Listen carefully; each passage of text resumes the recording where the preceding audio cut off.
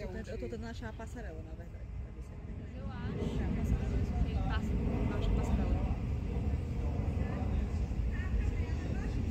Eu vou lá fazer. Acho a passarela ele passa, eu acho a passarela. Gostoso de ver, né? Parece que quando a gente fala... Com a cabelentinha da asa ali. Oi? E deixar um pouquinho mais liso em alguns cantos.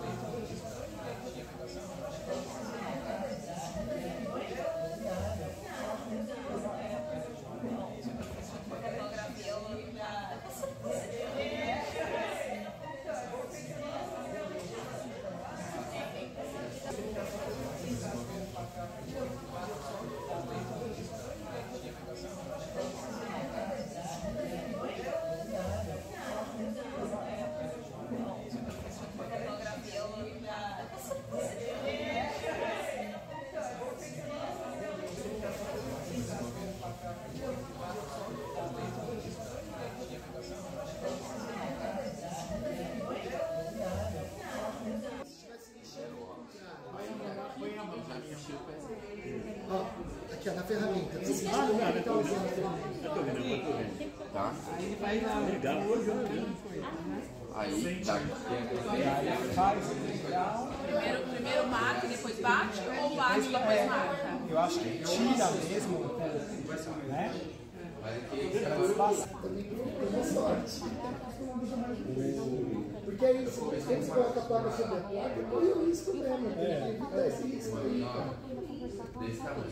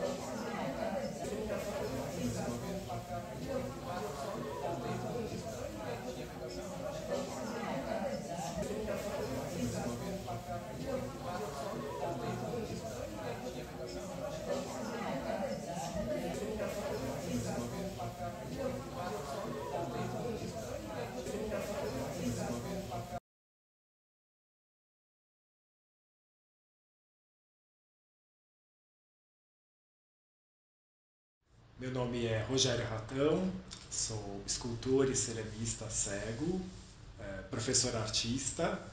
Eu não sou professor de formação, né? Na universidade eu não estudei para ser professor de artes, mas acabei me tornando professor no Museu de Arte Moderna de São Paulo, quando eu fui convidado para dar aula lá há 12 anos. E, bom, meu contato com a arte começou, claro, primeiro através da escola, quando eu era criança, porque minha família é muito simples, nunca frequentou muito museus, nunca foi de ir a galerias de arte. Então, meus primeiros contatos assim com obras de arte foram através da escola. E eu sempre gostei de arte, pensava até em cursar arquitetura, mas eu perdi completamente a visão quando eu estava terminando o ensino médio. Na verdade, dos 11 aos 18 anos eu tive baixa visão por conta de uma uveíte. Fiquei só com a baixa visão de um dos olhos, porque o olho esquerdo eu perdi aos 11 anos de idade. E aos 18 eu tive um descolamento de retina desse único olho que era relativamente bom. Então aí eu tive que tratar da minha reabilitação e, paralelamente, comecei a pensar, em estudar alguma coisa, em fazer algo. Ainda não pensava em ir direto para a faculdade, porque ainda estava fazendo reabilitação, aprendendo braille e tal. E aí, por analogia, essa coisa de mexer com as mãos, meu irmão mais velho, a gente pensou, podia ser um curso de escultura, de modelagem em argila.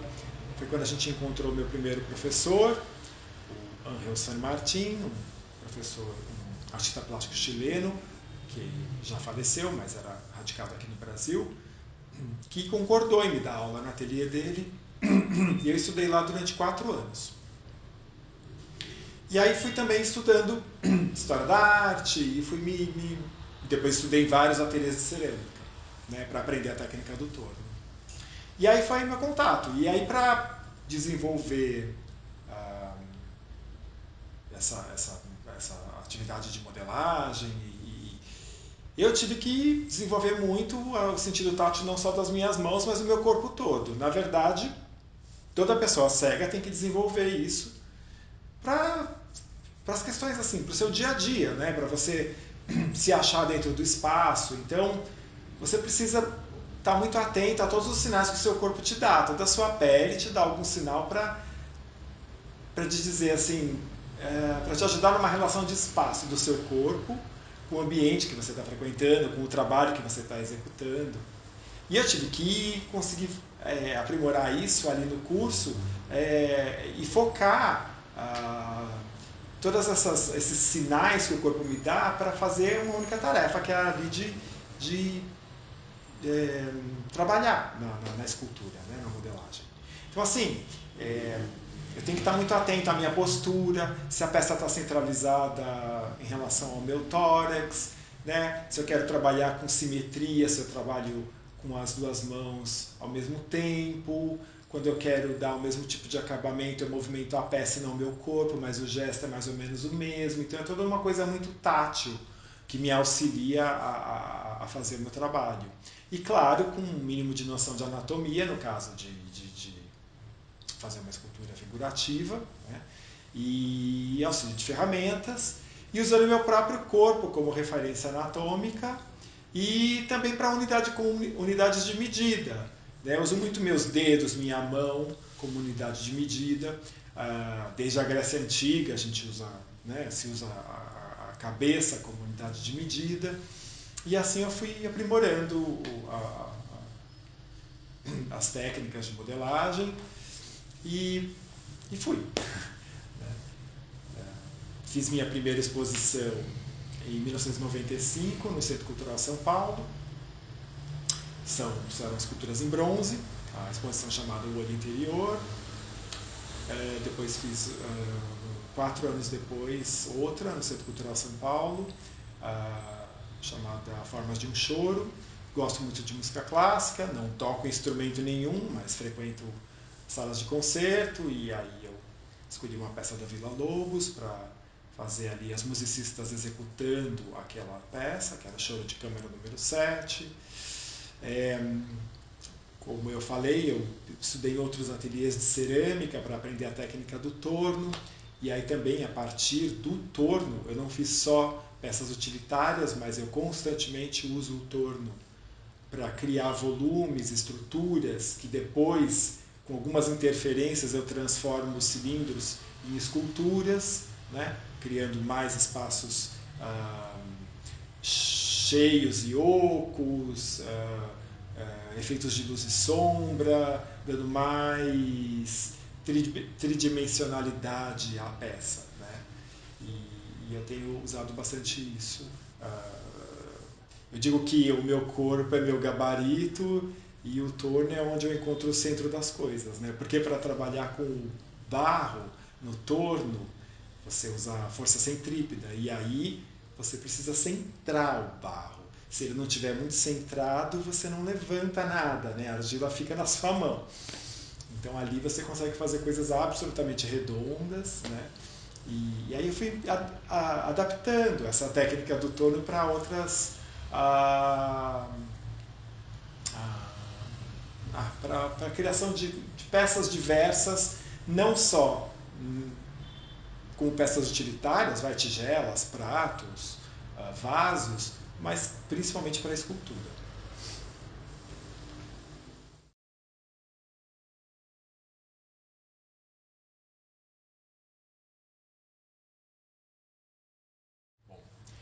Eu gosto demais da arte produzida nas primeiras décadas do século XX, né? Então, os modernistas, seja aqui ou na Europa, porque nesse período toda a produção artística aqui no Ocidente era toda muito eurocentrada, né? Então, quando a gente fala de referências para mim, eu lembro, claro, do nosso Brecheret, né? Que eu adoro, o Brancusi, que era um romeno vivendo em Paris naquele período, Modigliani, que além de pintor também fez esculturas, e muitos outros, mas principalmente os modernistas, né? Eu gosto da figura dessa irreverência do modernismo, dessa ligeira geometrização das formas, e me agrada muito trabalhar com formas e volumes de uma maneira não muito... Bom, para a época que eles fizeram isso, né, não era realista, era realmente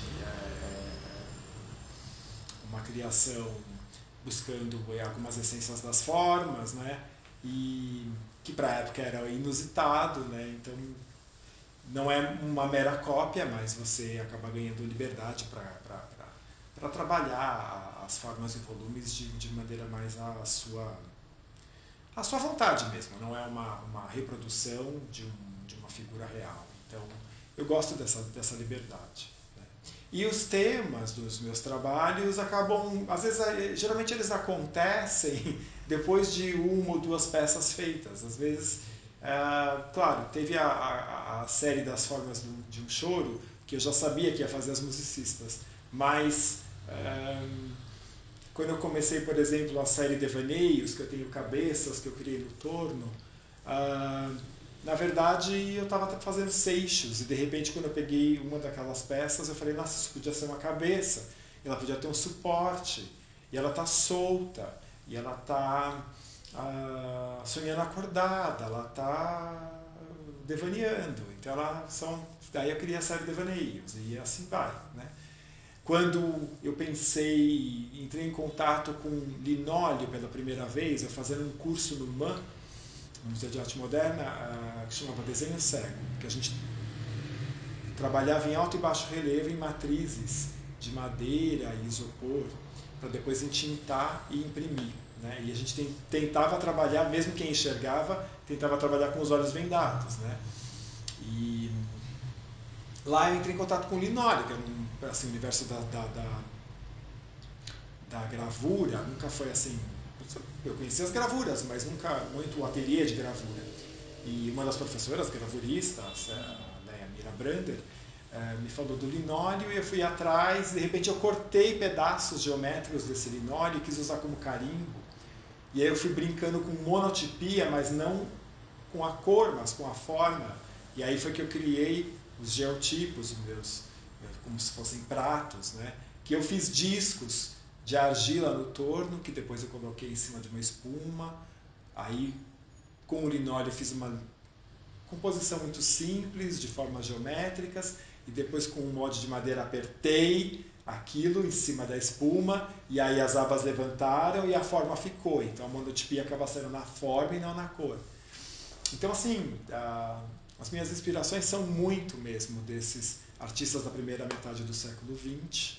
E, claro, a fruição de hoje em dia. Né? Eu sou uma pessoa que estou aqui vivendo em 2023, frequento exposições.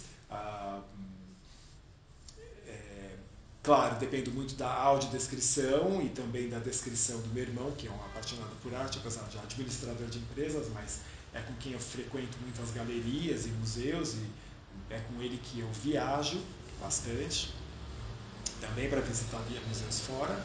E quando me é permitido, o toque. Né? O toque em esculturas, na verdade, as esculturas que estão mesmo no acervo dos museus, ou às vezes réplicas ou maquetes, né? Pranchas táteis que acabam auxiliando para a compreensão de trabalhos bidimensionais e por aí afora.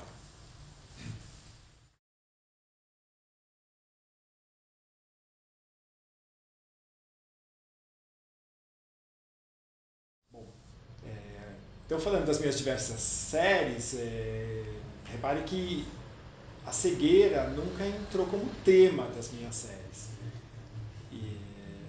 Porque de fato, para mim nunca foi uma questão. Eu nunca fico olhando só para mim, obviamente, olhando entre aspas, mas olho para fora. Então, aquilo que me apaixona, que me move a criar as minhas peças, as minhas séries.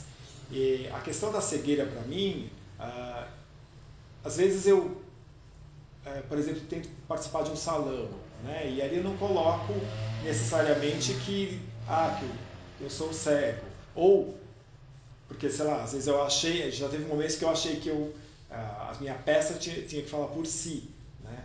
Mas tem vários outros momentos onde sim, eu me apresento como escultor e ceramista cego, como um posicionamento político mesmo, para quebrar estereótipos, né? Porque se eu faço um bom trabalho, eu acredito que sim, né? As pessoas precisam ver que isso é possível, que apesar da cegueira, que sim me traz limitações, mas sim, com adequações, com adaptações, eu consigo desenvolver o meu trabalho, né? E isso acaba acontecendo também na hora de dar aula, né? Quando eu fui chamado para dar aula no MAN, como eu disse, eu não tinha formação como professor, né? Eu sempre fui aluno de ateliês, aluno de escola, aluno na faculdade, que aliás eu fiz hotelaria, não tem absolutamente nada a ver com artes plásticas, porque eu tive um café, eu pensei em ter um outro café, ou um bed and breakfast com um ateliê de cerâmica, e aí a hotelaria tinha virado bacharelado, não era mais técnico, eu inventei de fazer isso com especialização em alimentos e bebidas, olha a loucura. Mas fiz, foi ótimo, mas acabei ficando no meu ateliê mesmo. Eu tive a oportunidade de achar uma casa onde montava um ateliê e estava aqui. Bom, nesse período, aí anos depois da faculdade, já instalado no meu ateliê, eu descobri que o MAN São Paulo tinha cursos abertos a pessoas com sem deficiência gratuitos. Que eles promoviam essa mistura, que era um programa igual diferente. E quando eu descobri isso em 2009, não estava tendo ali um curso de escultura. Depois eu vim saber que sim, já havia tido o curso de escultura em anos anteriores. Mas tinha lá o de fotografia, tinha de desenho, tinha de documentário. E eu peguei as minhas fotos debaixo do braço e fui lá e na época conversei com a coordenadora, que era a Daina Leighton. Falei, olha, eu gostaria de saber quando é que vocês vão ter um curso de escultura de novo, que eu gostaria de fazer parte como aluno, porque eu faço escultura, faço cerâmica e meu ateliê é aqui perto e acho que eu poderia contribuir estando aí no meio da turma. E no ano seguinte foi que eles começaram um desenho cego, ainda não de escultura. E aí durante 2 semestres eu frequentei como aluno o curso de desenho cego. E no ano seguinte é que eu tive a grata surpresa de receber um telefonema da Daina, a coordenadora, dizendo, olha, a Leia, que foi tua professora do curso cego, até topou em voltar com um curso de escultura, aqui igual diferente, mas ela gostaria que fosse com você. Ela falou que só dá esse curso se for com você. E eu falei que não tinha experiência nenhuma, mas que seria um prazer, era um privilégio, eu ia tentar e lá se vão 12 anos. Né? E para que claro, eu no começo me apoiei muito em prestar muita atenção no que como a Leia, né, lidava com a turma. Ao mesmo tempo, os professores do MAN fazem reuniões mensais com uma pedagoga que é a Fátima Freire. Isso já lá se vão 12 anos, né, que uma vez por mês eu tenho reunião com os professores com ela, não é? Que nos dá um apoio. E todas a troca de figurinhas ali entre nós professores nessas reuniões. A Leia foi minha companheira de curso durante 2 anos, depois de 2013 a 2019 foi o Eduardo Consoni, que é também ceramista e documentarista, e desde 2019 tem o Victor Dantas, que também está me ajudando aí. Até porque a turma lá, as turmas geralmente são grandes, de 15 a 20 alunos, 2 horas e pouco de aula. Acho que de dar conta de todo mundo, eu realmente preciso de alguém. Mas é espantoso ver em alguns dos alunos, alguns que, por exemplo, não sabiam que o professor era cego, e aí descobre, e aí ao longo das aulas, né, vai descobrindo vai experimentando essa outra forma de ver a produção artística, tentando se colocar no meu lugar, tentando partir do meu lugar, porque quando eu produzo algo, eu já enxerguei, eu me considero um esteta, dentro do que a gente pode achar que é bonito, o que não é bonito, mas para mim a peça também passa pela questão tátil, obviamente, né? Então para mim é o que eu acredito que esteja sendo prazeroso para quem está vendo, para quem está fruindo de forma visual, mas para mim também tem que ser prazeroso da forma tátil, no tato. E eu passo isso para esses alunos, né? Então eu fico naquele dilema de tipo, dizer ou não que o professor é cego. Eu geralmente, né, acabo não está lá na chamada que o professor de ceramista, escultor de ceramista cego, mas não sei, se por um lado tem pessoas que se assustam com isso, por outro para quem é curioso, eu acho que é um chamariz, instiga a pessoa a querer experimentar, porque de fato é um tanto diferente. A forma com a qual eu me aproximo das peças dos alunos, os meus pontos de vista, né, tateando as peças dos alunos, e eles mesmos começam a experimentar. Às vezes os que enxergam fecham os olhos e tentam fazer as coisas sem a visão, né? Eu falo que às vezes a gente tem dificuldade de acessar certos espaços dentro do trabalho, quando você quer ocar, né, deixar a peça oca na cerâmica para poder queimar, e aí cantos assim que é difícil de uma pessoa que enxerga ver o que ela está fazendo, e aí de fato ela tem que confiar naquilo que ela está sentindo, né? E eu tento passar isso para eles.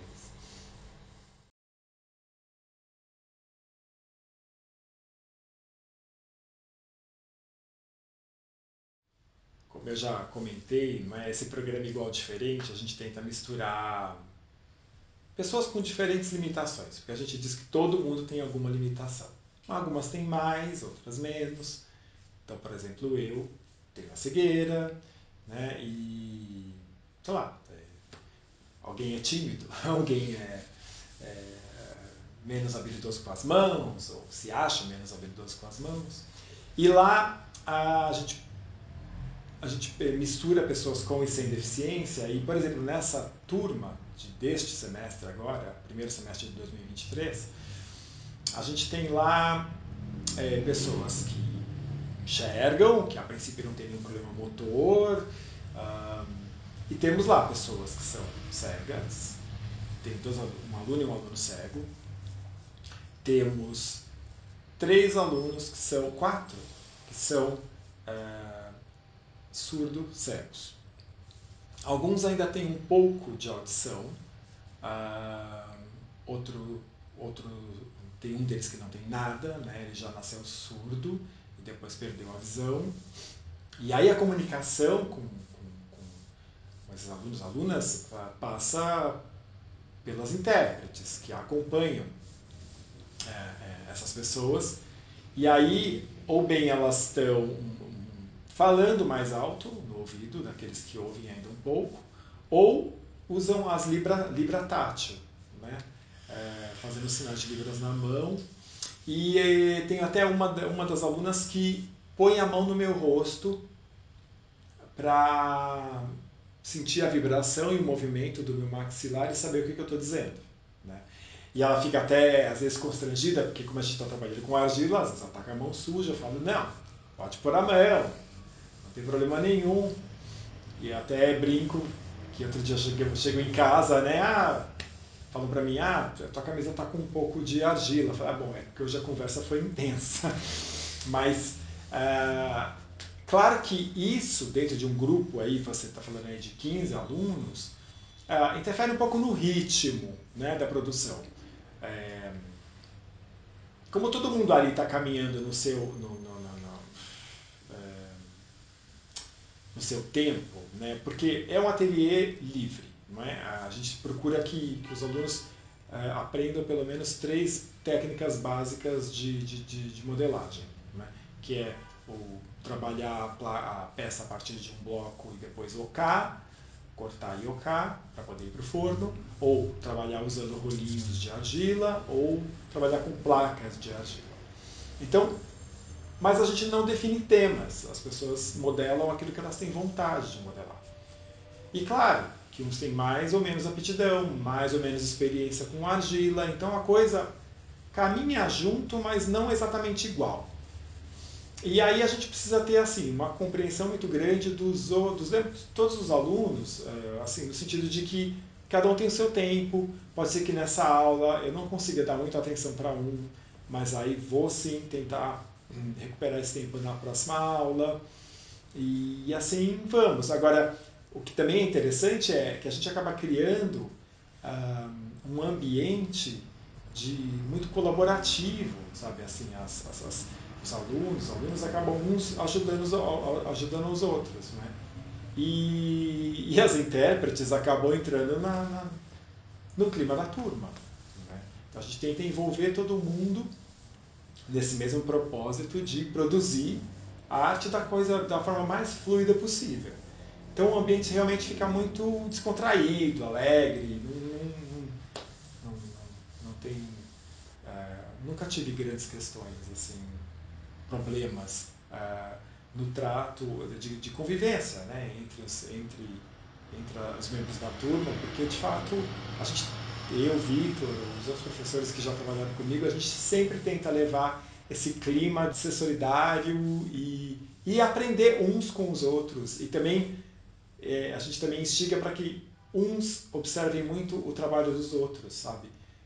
Quer que as pessoas conheçam uns os trabalhos dos outros e que às vezes se inspirem uns nos outros, porque, claro, como eu disse, tem gente com mais experiência, tem gente que já fez o curso mais vezes e que está produzindo peças, sei lá, mais desafiadoras e que acabam motivando aqueles que estão começando.